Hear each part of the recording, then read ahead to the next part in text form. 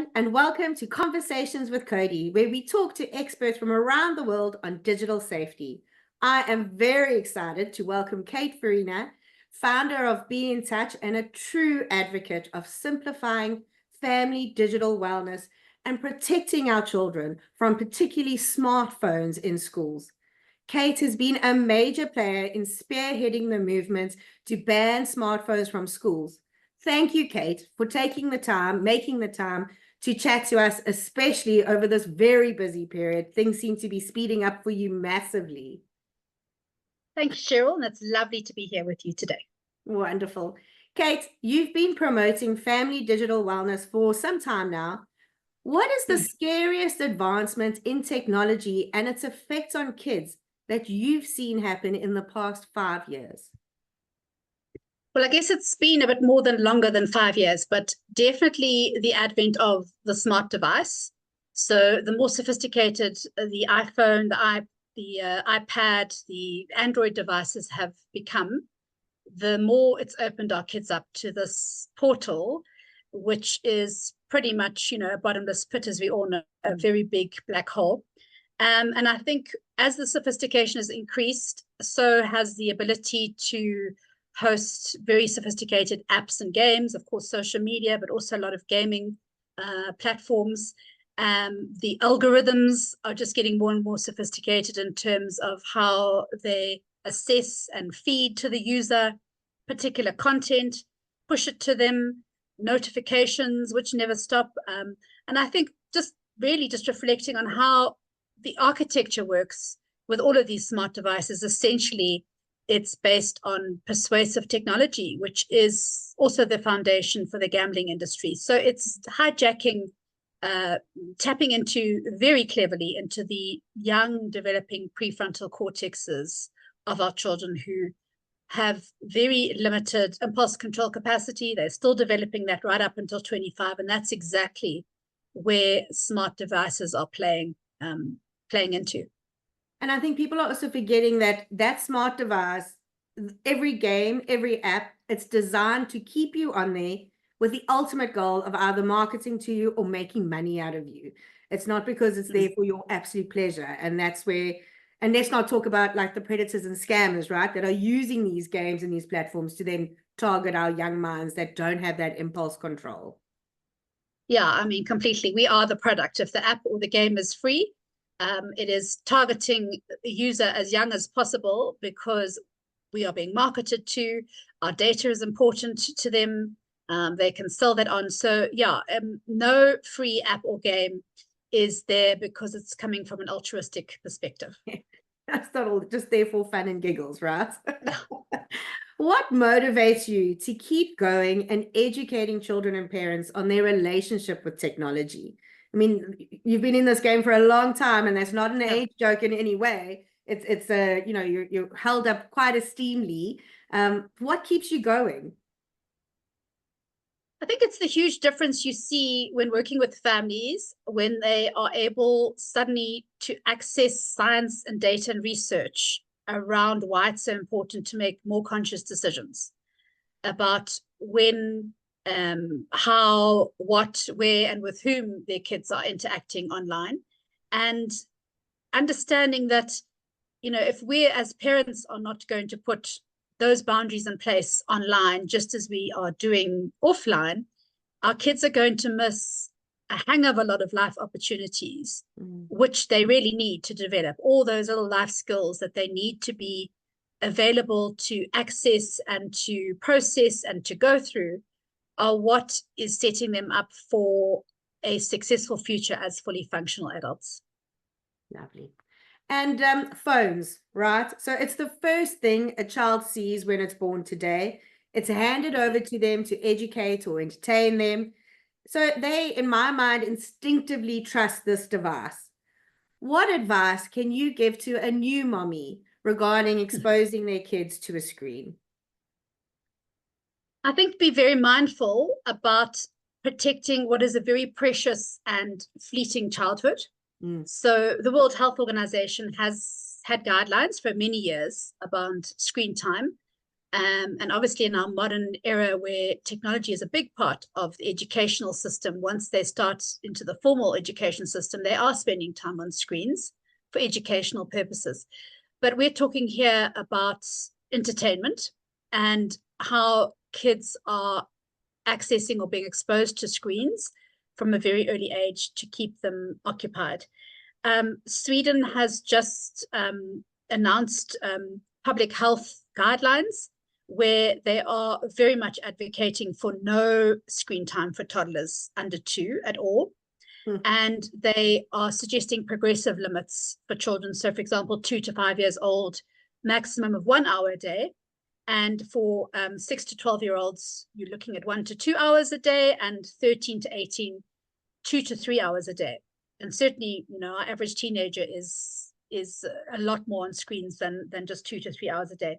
So those are just an idea, from a very progressive, health-oriented country. Mm. Those are very much in line with the World Health Organization guidelines are. And tell me something, Kate, in your opinion, what age should a parent hand over a smartphone to a child?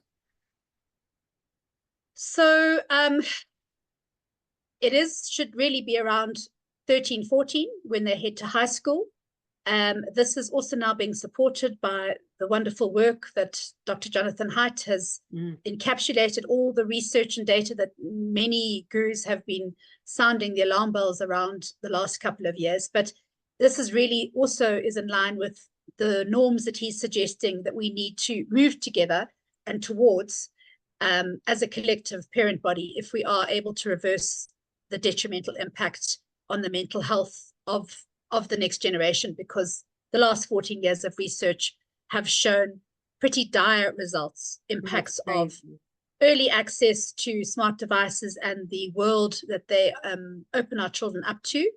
And so he is suggesting no smartphones before high school for very good reasons, no access to social media before 16. And that's not those are not perfect ages. It may be that research shows that, we even need to push it out. But for now, that is really the call that is resonating globally. There's been a huge, big mind shift around this. And I'm loving watching it. And here, of course, we've also had the launch of the local chapter of Smartphone Free Childhood.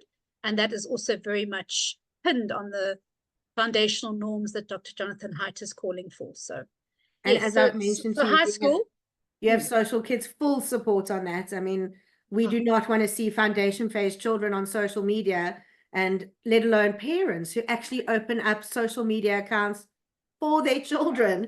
We need to educate our parents that they don't need to be there. They don't need a profile. Let them play on the playground. Tell me, could you help parents with maybe some ground rules around how children could use smartphones that parents can keep in mind? So it's just to remind us all that we need to filter all the devices in our houses as early as possible, and probably much earlier than we think, because our children, even if they don't have access to their own smart devices or devices that they think they own, they are still going to, browse on the family computer or watch movies on the family iPad or access YouTube via the family TV. So we need to be mindful that we should be filtering all these devices much earlier than we actually think. Our statistics that we have from doing work with a range of grade 4 to grade 11s throughout South Africa is that the average age of online pornography exposure is sitting around 9 to 10, and a majority of that is on a device at home. So I think it's just a matter of, granny's phone, is not any safer just because it's granny's phone if it doesn't have any filters or controls on it. So even just a privacy setting, just something, kiddie-friendly browsers. There are so many solutions out there. Technology is not going anywhere, right? So if we can expose them, let's make sure we have the right measurements in place to restrict their access, or outsiders accessing our children, should I rather say. Yeah. And I think parents should just think about we call it the 3 layers. So, from a home perspective, you're looking at what is, how does your Wi-Fi, how is that protected? So all the devices that are connected to the Wi-Fi, how can we protect that? Then you're looking at, from every device, what settings and controls are we putting on the actual physical device? And then obviously the last layer is every app and game that our kids can access. Have we gone into each of those apps and games and set parental controls, filters, privacy, turned off chats, whatever it might be? So keep in mind that there are those 3 layers. And I think the biggest tip we give our parents, if they do nothing else, because it has literally the biggest impact on what's going on online, is that devices need to be out of rooms at night. Because this is where all the kids tell us time and again, is that this is where most of the cyberbullying, the inappropriate stranger contact, the online pornography surfing is happening. A lot of it is through social media apps. And it's really because you've got this perfect storm of unsupervised, unfiltered devices in the hands of tired brains, and tired brains make bad choices. Yeah, especially when their prefrontal cortex is still busy developing. Mm.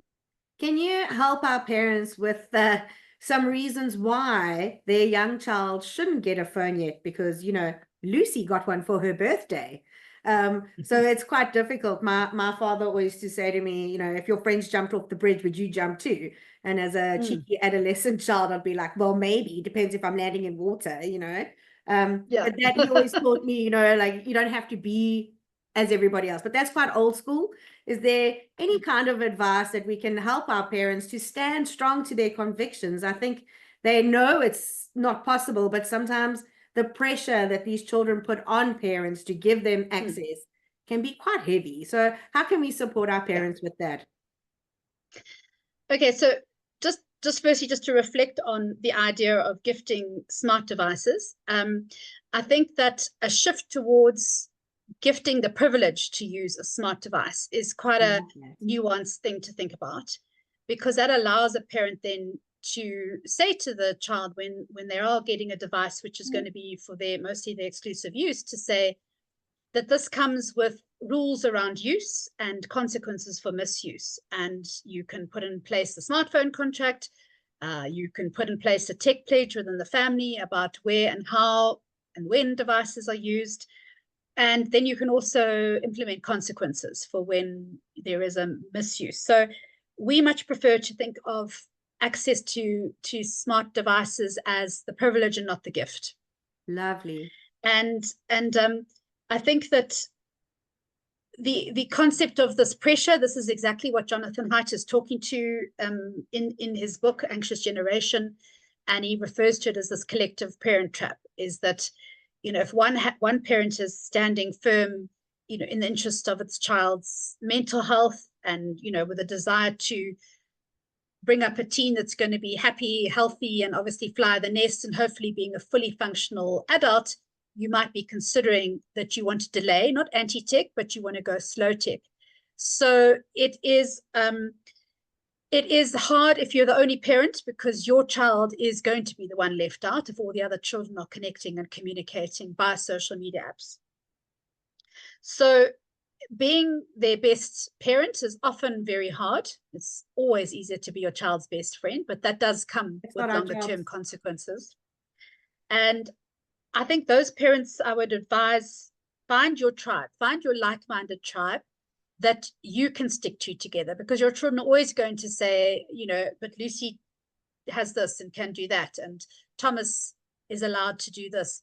And sometimes it's true, because there is a lot of permissive parenting amongst this generation. There are also, though, a lot of parents who are realizing that we need to swing back not to authoritative parenting, which might have been how a lot of us grew up, which say, do as I say, not as I do, and don't ask questions. Sorry, authoritarian. I've got mixed up. Authoritarian. So there's a swing back now somewhere in the middle, which is the authoritative, and that is like, I've got to set boundaries for my kids, because my kids need boundaries offline as well as online. I will communicate and explain why these boundaries are necessary. But at the end of the day, I as a parent have to make a decision that's in their best interest. And I've got to hold these boundaries with consequences.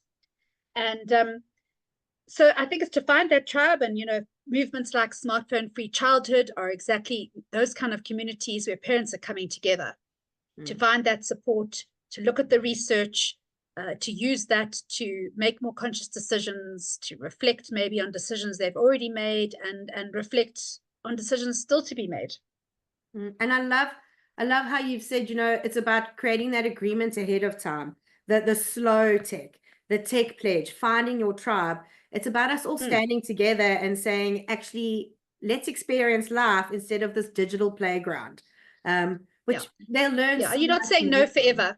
You're just saying no for now. It's not no forever, but it's helping your child to understand it's no for now.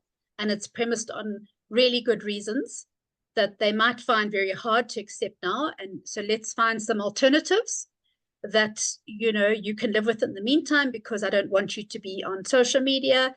Let's find other ways in which you can connect to your friends, and let's find the friends that are keen to connect in that way. And if they really are true friends, they'll want to connect with you in person anyway. Yes. Kate, thank you so much. I think also some of those screen time hours can be quite intimidating for, let's say, a single parents that are working crazy hours. I think a lot of time we go to screen time as a way to, give us some breathing space, or to get what we have to be done, get it done. But I think each parent must realize that every small change is a good change. Every minute in the real world is a good minute. The digital place is not going anywhere. It is their playground, and it's a great place to learn, and they can have fun. It's not all doom and gloom, but at the end of the day, the real world is where the real learning and the real fun happens. So I think if we stand together, and Kate, honestly, it's people like you that are driving it, that are committed, really give us all so much inspiration. And thank you so much for your time. Yeah, well, thank you, Cheryl, for everything you're doing as well to educate both parents and the youngsters who really need it, with this world that this is their world. This is the online world is their world, but it just has to come with better safeguards. Thank you, Kate. I look forward to connecting again. And thank you, Cheryl. What are you doing? It's wonderful. Super. Thanks a lot. Have a good day. You too. Bye.